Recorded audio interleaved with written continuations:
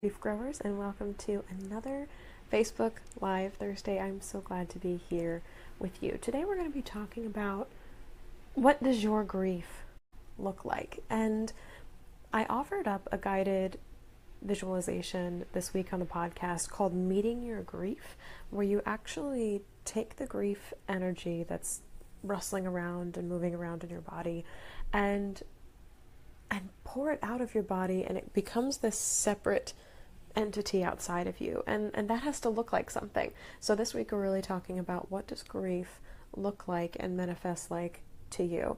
And I think it's really important to figure out what our grief looks like and personify it, or at least give it some features, because that makes it easier to talk to and easier to address, and we connect with it more than if we feel like grief is just this nasty, awful experience that we don't even want to be having. It keeps us from pushing it away and helps us draw it closer so we can look at it and examine it and find out what we really want our grief to look like and want it to tell us. When we know what our grief looks like, we can start getting messages from it, and that's really, really cool. So I've got a couple examples with me of what grief looks like. I found these images online, and you'll have to forgive me because my printer is doing a thing right now where it prints only in like pink. So the pictures are a little bit blurry, but these are from some of my favorite Instagram accounts and from some blogs that I saw as well. And these are pictures of what people think that grief looks like. I'm going to try and do this very carefully so you can see the images like I can, and I even flip my screen so they're all legible to you now. This is the first one. And if you can't see it, it says every once in a while. And it's this picture of a wave crashing over a girl who's standing right in front of it. And the wave is titled The Memory of You. And this is from, this is from Hidden Heartbreak, which is a doodler, a drawer that I follow on Instagram. And I just love her work. And she talks about what life is like after breakups and after heartache happens to us. And for her, this grief looks like this wave that visits every so often. So every once in a while, this giant wave crashes over her and just revisits her with memories of the people that she's dated and the relationships that she's been in and the sights they've seen and the smells they've experienced together, just all the things they've done together as a couple. And so she has turned her grief into a wave, and I really love that. This next one I actually found on a blog called The Pensive Aspie. It's a WordPress blog, and this is a post from like 2012. It's from like 5 or 6 years ago, but the blog is run by a woman with Asperger's who is trying to create a community for people with Asperger's and be open about it so that more people can talk about what life is like when you have Asperger's and what have you.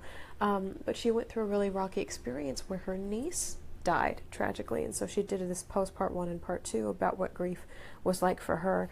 And she posted this picture, which I think you'll appreciate. Let's see if we can see it. It says, "Sometimes sad is very big. It's everywhere, all over me." And it's this kind of shadowy figure walking forward with his shoulders hunched and hands in his pockets and what have you. And I actually Googled this image as well after I found this, and it's from Michael Rosen's book called Sad Book, and this is after he lost his son. He's an artist originally, and he'd done a lot of other books that are a little bit happier. But he wrote this book called The Sad Book after he lost his son unexpectedly and tragically to meningitis at 18.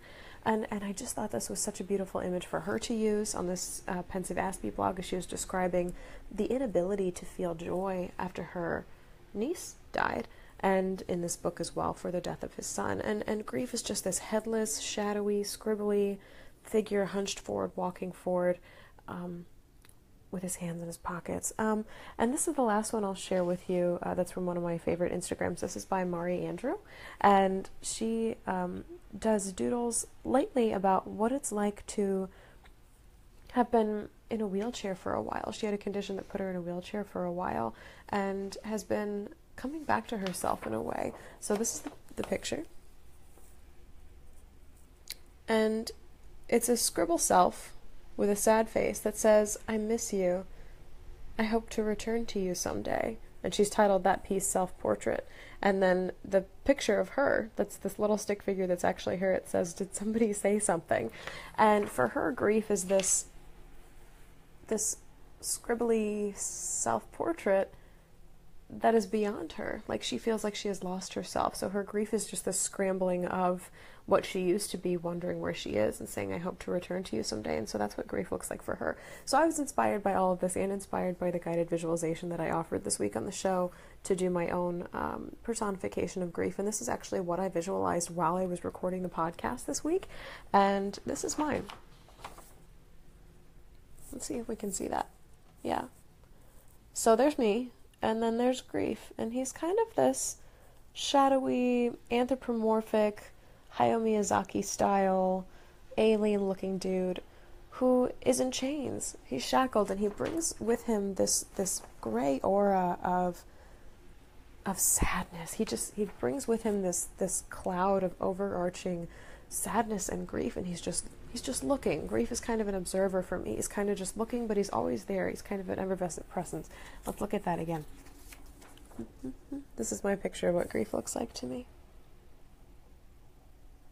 I would absolutely love to know in all of this what grief looks like for you, because when we, like I said earlier, when we turn grief into something that we can look at, we can examine it a lot easier, and we're able to connect with it on a level where we want to speak to it. A lot of people start feeling grief and they're like, no, don't want to feel that, push it away, push it away, push it away, push it away. And the reason I was so called to do this guided visualization, this guided meditation this week at the top of the podcast is because we all need to get in better touch with our grief.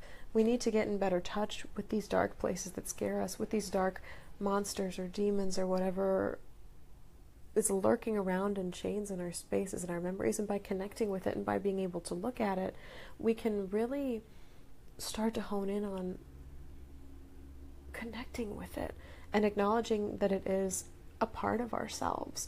Grief is a part of us. It's not this extension that's somewhere out in the universe, and it's not this force that's exerting pressure on top of us. It's an extension of how we operate and how we experience emotion and loss in this world. So I think that figuring out what our grief looks like is really, really cool. So if you haven't already, I really encourage you this week to listen to the whole podcast, but listen to the first like 15, 20 minutes for sure, and you can do this guided visualization, and you find, it starts very simply where you kind of center into yourself and you find where grief lives in your body, but then you pour this grief out through one side of your body and it manifests as a form next to you, and you get to decide what that grief looks like. You get to decide if it's got human characteristics or animal characteristics, or if it's you or somebody you know, or like a demon you've seen in a movie. Like, you get to decide entirely what it looks like, and you get to face it and speak to it.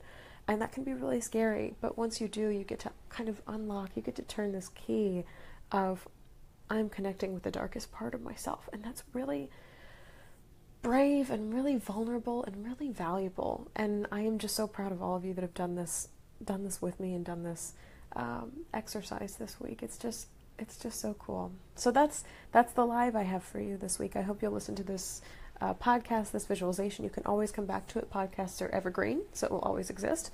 And then I would love to see your doodles and your drawings of your own grief as well. I think that would be super cool. This is me signing off for now for Facebook Live Thursday, and I'll see you next week.